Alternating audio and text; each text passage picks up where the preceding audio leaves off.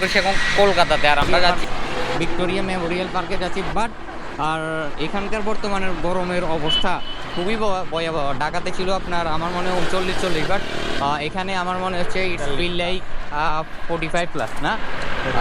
আর এখন এই গরমের মধ্যে এই রাস্তাতে হাঁটাটা আসলে খুবই কষ্টকর। বাট তাও আমরা বের হচ্ছি, যেহেতু কলকাতা শহরে আমরা এক নাইট স্টে করবো, যার কারণে আমরা এখন বের হচ্ছি। আর আমরা আজকে বেসিক্যালি ভিজিট করবো আপনার ভিক্টোরিয়া পার্ক।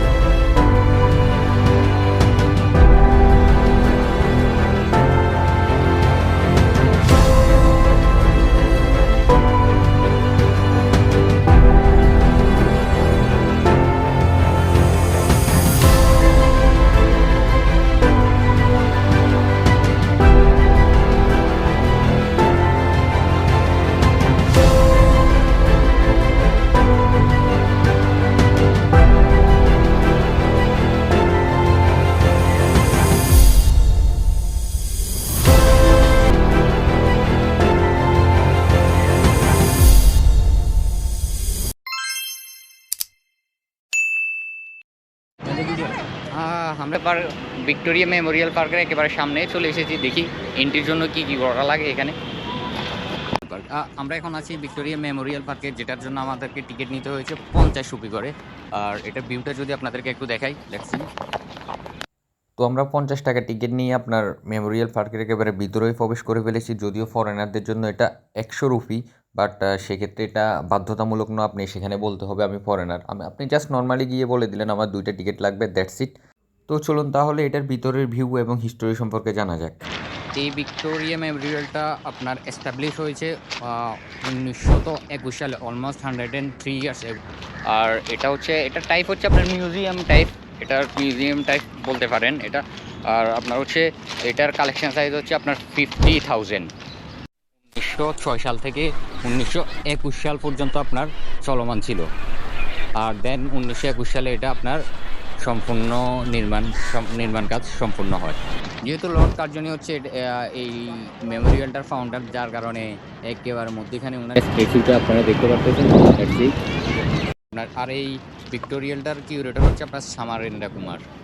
আর যেমনটা আপনারা যদি আশপাশটা দেখেন, এখানের পরিবেশটা অসম্ভব ভালো লাগার মতো, খুব সবুজ পরিবেশ এবং আপনার ব্রেড টেকিং একটা প্লেস বলতে পারেন। সরি, আর অবভিয়াসলি এটার ওনার হচ্ছে আপনার গভর্নমেন্ট অফ ইন্ডিয়া।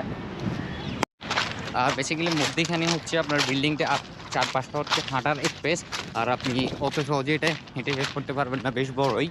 আর পাশাপাশি এটা খুব সুন্দর বিকজ আর আরেকটা জিনিস হচ্ছে চারপাশে আপনার সাদা পাথর এবং খেলার মাঠের মতো আপনার সবুজ মাঠ প্লাস গাছপালা।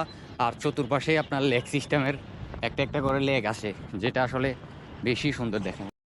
And look at this guy, how smart he is. Wow.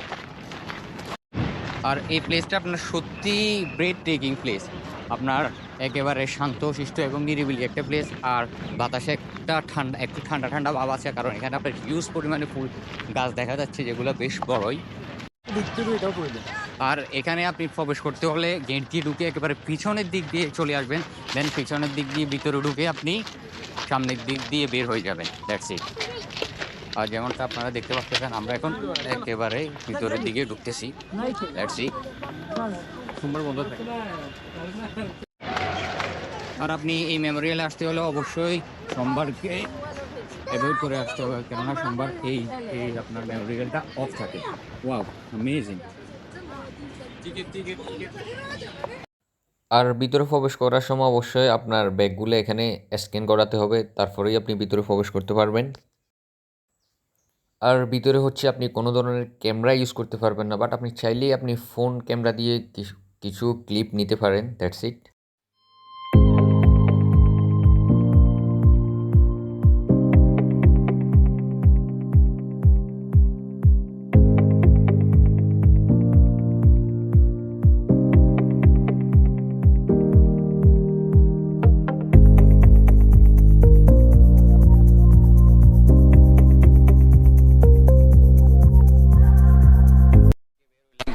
ভিতরে ক্যামেরা এলাও ছিল না, যার কারণে ভয়েস রেকর্ড ক্লিক করে ভিডিও করা সম্ভব হয়নি। আমি মোবাইল দিয়ে ভিডিও করেছি, ওগুলোতে মাইক্রোফোন ভয়েস না। বাট ভিতরের দিকটা হচ্ছে আপনার টোটালি মিউজিয়াম, আপনার ইনসাইডটা হচ্ছে একেবারে মিউজিয়াম হিস্টোরি দিয়ে ভরপুর, যে সবগুলো আসলে দেখানো কিংবা বর্ণনা করা আমার পক্ষে সম্ভব নয়, কারণ এখানে আপনার অনেক হিস্টোরি এবং সংস্কৃতি আছে। আর যদি বাইরের দিক থেকে দেখেন সেই ক্ষেত্রে আপনার মনে হবে এটা আউটসাইডটা হচ্ছে টোটালি একটা পার্ক এবং খুব উন্নত মানের পার্ক, আর ইনসাইডটা হচ্ছে আপনার টোটালি মিউজিয়াম।